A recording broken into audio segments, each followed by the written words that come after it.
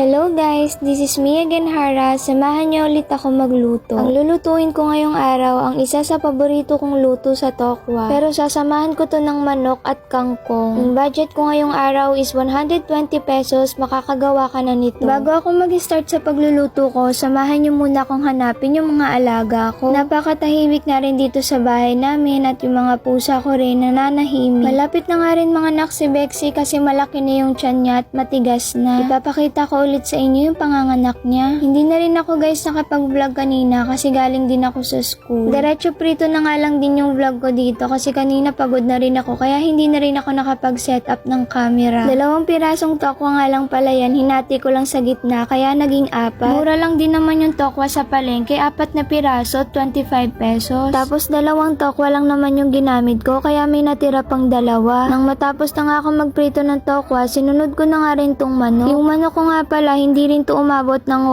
1/4. Kaya feeling ko wala pa to sa 50 pesos. Mura lang naman yung kilo ng manok ngayon kumpara sa baboy at baka. Lulutuin ko nga pala ng konti yan ngayon pero tatanggalin ko din yan maya maya. Isasabay ko kasi sa tokwa yan sa paggisa. Ayoko kasing ma-overcook yung tokwa. Mas masarap siya kapag malutong. Tinanggal ko na nga rin tong manok dito sa lutuan ko kasi magigisa na rin ako guys. By the way, hindi ko nga pala nasabi sa inyo na hindi ko rin alam kung anong luto to. Basta nakita ko lang sa ref na may ganito kaming ingredients. Maglalagay na nga rin ako ng bawang para magisa pero isusunod ko rin agad dyan yung sibuyas kasi baka masunog. Pagkalagay ko nga ng sibuyas, hahaluin ko din yan hanggang maluto siya ng kaunti. Kitang-kita naman sa lutuan ko na nangingitim siya kasi mabilis tong makaluto kaya isusunod ko na rin dito yung kamatis. Isa din to sa makakapagpasarap ng lulutuin kong ulam ngayon. Naalala ko nung bata ako, hindi ako mahilig sa kamatis, dinudura ko siya. O kaya naman hindi ko talaga kinakain. Kahit sibuyas, bawang, kamatis pa lang yung ginigisa ko, ang bango na. Ang ganda nga rin ng kulay niya kasi nagkukulay orange na. Gigisahin ko nga pala to hanggang sa lumambot yung kamatis. At nung lumambot na yung kamatis, nilagay ko na rin tong manok. Hahaluin ko nga lang pala to guys para kumalat yung kamatis dun sa manok. Hindi ko na rin to lalagyan guys ng asin. Ilalagay ko na rin tong tokwa na nahiwa ko kanina. Hindi ko na nga lang napakita sa inyo kasi madilim sa kusina. Hahaluin ko rin to tulad ng ginawa ko sa manok. Depende rin sa inyo guys kung gaano kalaki yung hiwa na gusto nyo sa tofu. Maglalagay rin ako ng siling green at saka labuyo ngayon. Naglagay rin ako ng konting mantika at tubig. Pati na rin tong chicken cubes kasi ito yung magpapalasa dito sa ulam ko ngayon. Kaya kung maglalagay kayo ng chicken cubes at wala naman masyadong sabaw, wag na kayo maglagay ng asin. Nilagay ko na rin tong kangkong na binili ni mama kahapon. At ang pinakalas na inad ko dyan yung tubig. Nilagyan ko lang naman siya ng konti para maluto tong kangkong. Kayo na lang guys mag-isip kung ano yung itatawag ko dito sa ulam ko ngayon.